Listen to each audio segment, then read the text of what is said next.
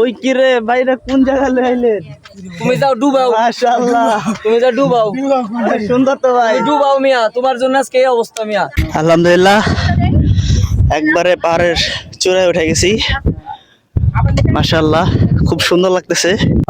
Actually পাহাড়ে আসার পরে আমার কোনো অনুভূতি আমি বলে বোঝাতে পারি না। আমি পাহাড়কে খুব ভালোবাসি।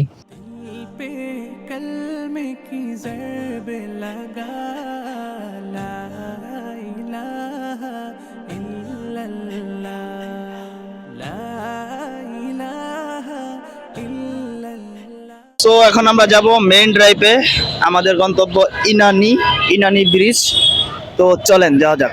আলহামদুলিল্লাহ, আমরা মেরিন ড্রাইভে বের হয়ে গেছি। বাংলাদেশটা আসলে অনেক সুন্দর, যদি আপনি না ঘুরে দেখেন তাহলে বুঝবেন না। আল্লাহ তাআলার কত অশেষ সৃষ্টি বাংলাদেশে রয়েছে। অনেক বহুত বড় সমুদ্র এবং আশপাশেও আছে গাছপালা, পাহাড়ি এলাকা অঞ্চল। তো এখানে রাস্তা এরকম হয়েছে, পুরা রাস্তা জাম হয়ে রয়েছে। রেজো খাল ব্রিজের আগে পুরা রাস্তা জাম হয়ে রয়েছে, মানে যাব কিভাবে এখন চিন্তায় আছি। সবাই এখন হাঁটতেছে। আমরা আসছিলাম মিনি বান্দরবন। পাহাড় দেখা যাচ্ছে, আশপাশে প্রচুর পাহাড়।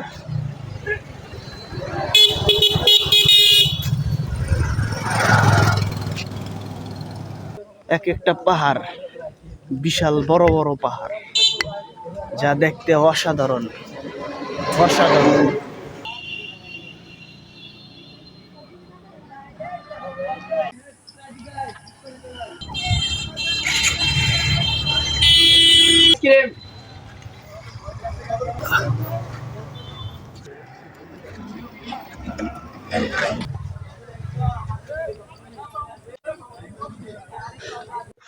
আর রোচায় উঠতে কিন্তু অনেক কষ্ট।